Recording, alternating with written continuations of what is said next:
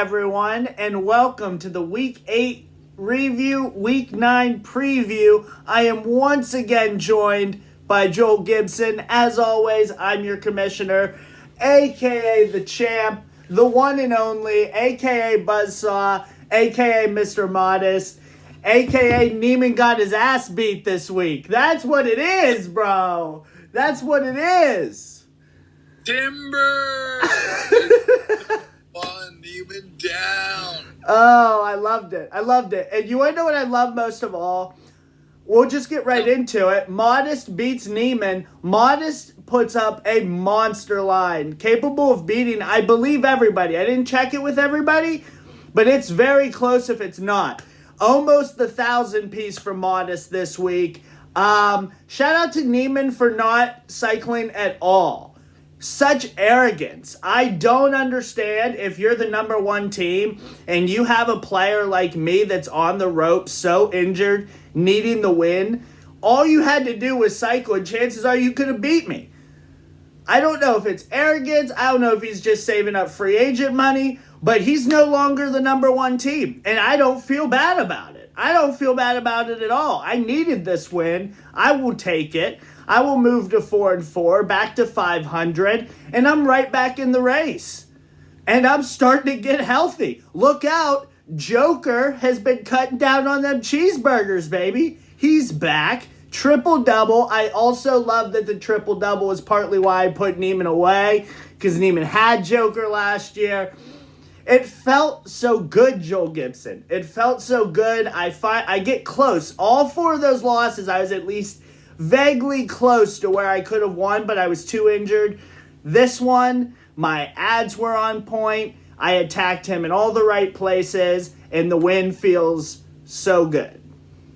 Yeah, dude. Good week for you. It's never been a secret that your teams can be dangerous. And this week, Terry Rozier looked like a basketball player again. Levine is looking a little bit better. And down goes number one. Neiman should have cycled, shoulda, coulda, woulda. Now he's no longer number one. Yeah, we'll see how that turns out towards the end of the year. That could be a big problem, especially if he ends up moving into that 2-3 matchup where if it's CJ, if it's Phil, it's looking like Phil's solid, Adam's solid. We don't know how that top four is going to work out. And if CJ's in that 2-3, I don't want to be down there. I don't want to be anywhere near that. So let's hope that, actually, I hope it does kind of come back to bite Neiman in the ass, because I foretold of the collapse. And is this the start? That's just my question. Tough opponent next week. Wait and see, everyone. Wait and see. Next matchup is what I believe to be an upset. Phil beat CJ at home. Now, CJ, also a ton of injuries. A lot of his players sat. KD sat at the end of the week. And Phil is just solid. He's just solid. I don't understand how he's doing it. I'm going to continue to sing his praises because he's on absolute fire right now. Phil getting this tiebreaker with CJ actually moves CJ to 4, Phil to 3, Neiman at 2, and Adam at the number 1 spot. Adam has the tiebreaker over Neiman. So that's the top 4, and then as we're going to get into these next few matchups, there are 5 teams at 4-4. So wait a second, that's 4 top teams, 5 teams at 4-4. That means one of those teams right now will be left out in the dark, I guess, in playoffs. And don't forget about Doug, who's at that number 10 spot, just waiting to jump on people. Man, it is competitive this year. It is very competitive. Teams are built differently, and it's still so cool how they can still compete with each other, especially in the middle. With that being said, Steven loses to Joel. Now they both move to 4-4 here. Joel gets a win against Steven at home. I picked against Joel. Funny, Joel, I picked against you. I picked against Phil. I picked against myself last week. 0 for 3. We all 3 won. So you're all welcome for rooting against you. It seems to work out. I rooted against Matt, who's the next matchup. He also won against Kyle. So 0 for 4 last week on picks. I did get the last 2 right. So unfortunately, I didn't go 0 for 6. But in my eyes, I went 6 for 6 last week, baby, because all the teams that I was really wanting to win, it seemed to work out. As far as your matchup goes, you're starting to get healthy, although Middleton tweaked his ankle tonight. So we'll wait and see how that goes. Zion is looking like a monster. Yeah. That's it. I think Trey randomly sat a game for Steven this week, if I'm correct. In a battle of the former Homestead boys, the one with the championship to his name came Oh, no, don't hit him with that. Don't hit him with that. Oh, no. Wait, but Joel, he got second last season. Wait, is that his second? I think that's his either second or third second. He has had a lot of runner-up. He has. Poor Steven. Poor Steven. Just wasn't his week this week. Like I said, you both moved to 4 and 4. Kyle loses to Matt. They both also go to 4 and 4. Not a lot to say on this one. It was kind of a blowout. Matt's team looks pretty solid even without Ingram. Kyle is just in trouble. Without Cat. It's just at the end of the day, without Cat, he's in trouble. Keegan Murray had a good game, I guess, for Kyle. Yeah, a little bleak over there, but Matt had a much-needed win as well. Yep. Next matchup, we've got Adam beating Cody. No surprise here. Adam moves to the number 1 seed. Shout out to Adam, again, near the top. We're going to see if he makes another run. Last matchup is Doug and Eric. Doug wins this matchup and just stays right on the border of playoffs. Williams is close to coming back. Doug could play spoiler here at the end of the season and maybe just knock a team down that needs the win, or gets in himself somehow by beating 2 of those 4 and 4 teams. Who knows? But he is only 1 win behind those 5 teams. So he's definitely is not mathematically eliminated at this time. The seeding is close enough that he could still end up being in the playoffs at the end of the day. Injuries have not been kind to Doug this year. No, but as he likes to say, it's dynasty. So in the years to come, he's going to be a far more competitive opponent.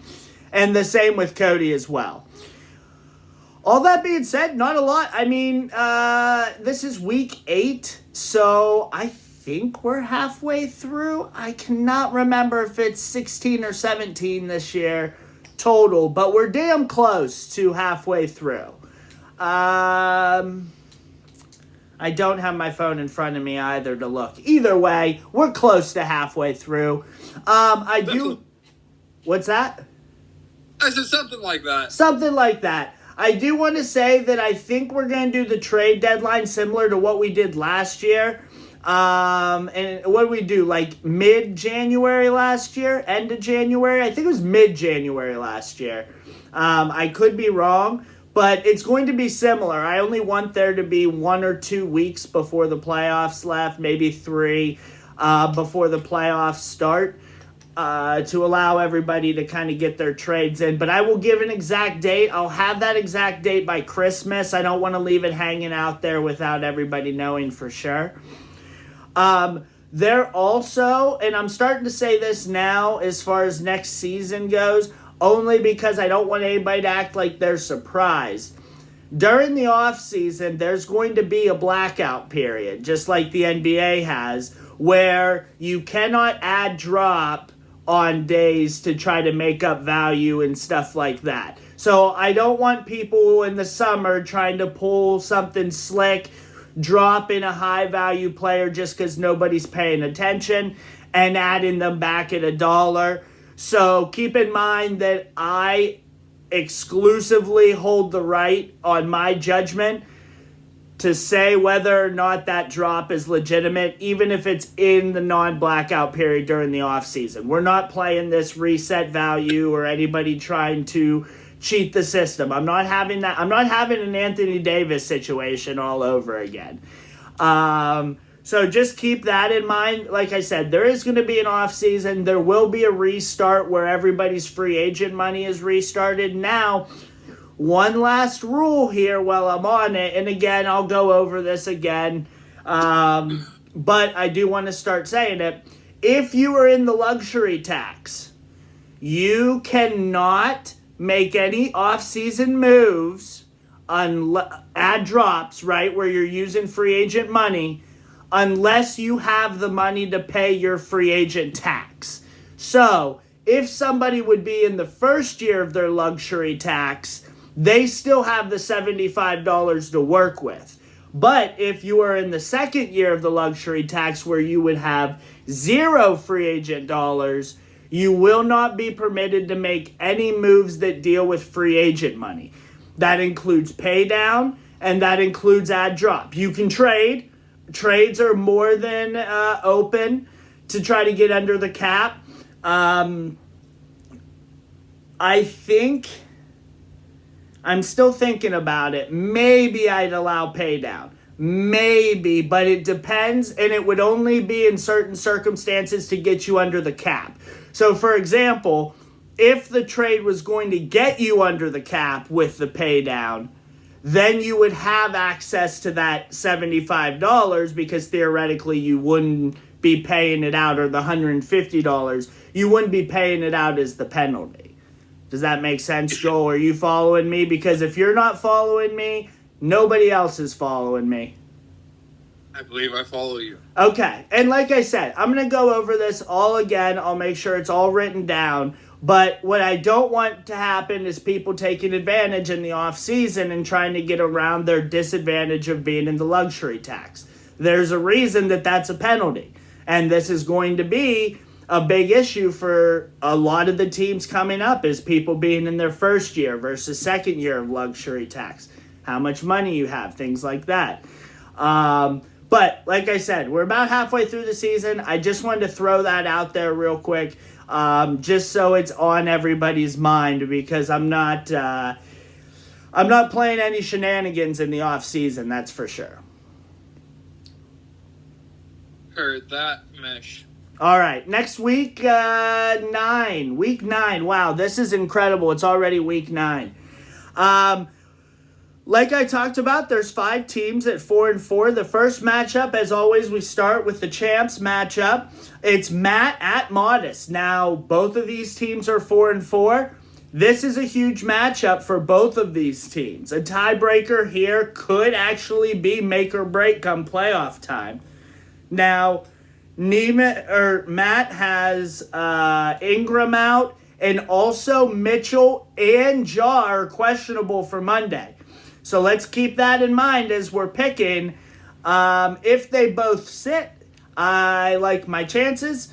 If they both play, I'm a little on the fence on this one. I'm going to pick me. I am going to pick me, and the only reason I'm going to pick me is I'm starting to get healthy, and I want to believe that the best line this week can continue into next week, and you can bet I'll be cycling.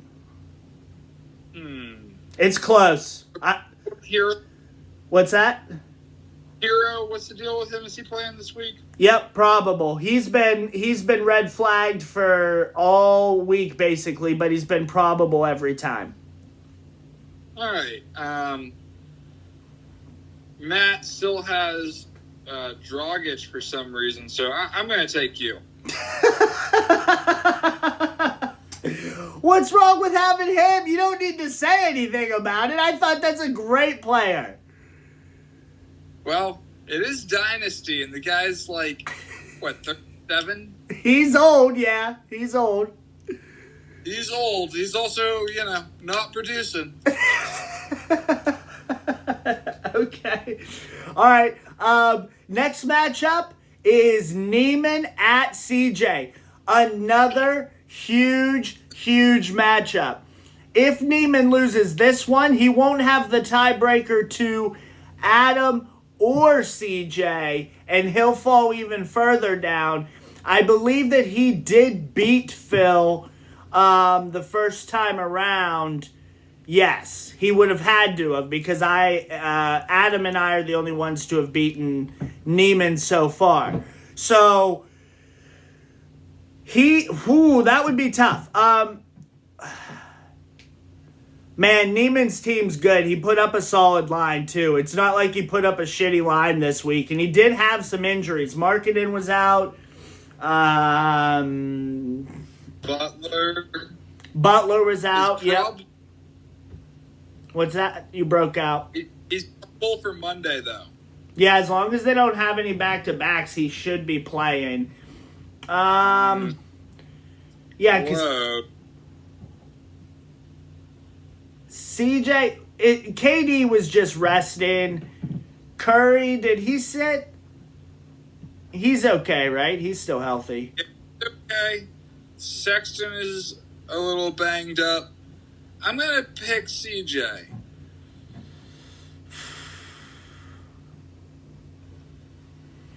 I'm going to take Neiman, and I'm going to take Neiman in a very specific occurrence. Neiman is going to win 7-6 on a Sabonis triple-double.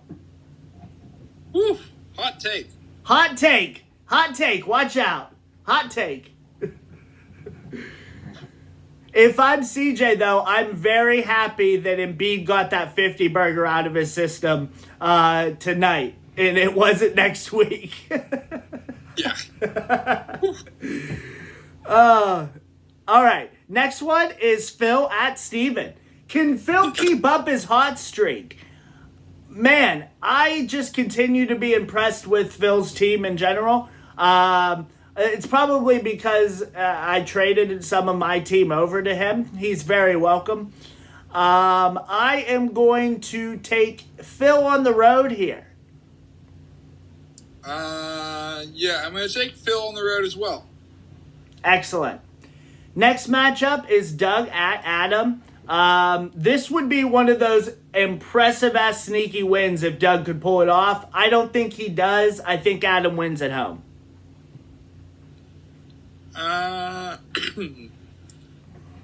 Yeah, I'm also going to pick Adam. Almost always I'm going to pick the guy with the Greek Freak. Yep. Next matchup is Joel Gibson at Eric. I love when these two play. I hope that we see Eric just randomly pop on the messenger and start going at Joel like he seems to every year. Probably call him a pirate or something like that. I don't know. That's his go-to, it seems like. I'm going to take Joel on the road here. Yeah, I don't know what Eric's doing, so I'm going to take Joel. Yeah, I'm going to pick me as well. Eric's team is not that good this year or last year. We don't need to go further back than that, but I'm going to pick me. Okay. Last one is Cody at Kyle. We're going to see how bad Kyle's team actually is without Cat. Can Cody pull the upset? Beal's out? I don't think so. I'm still taking Kyle. Kyle's got this one in the bag. He needs one. He needs one badly. He absolutely needs one.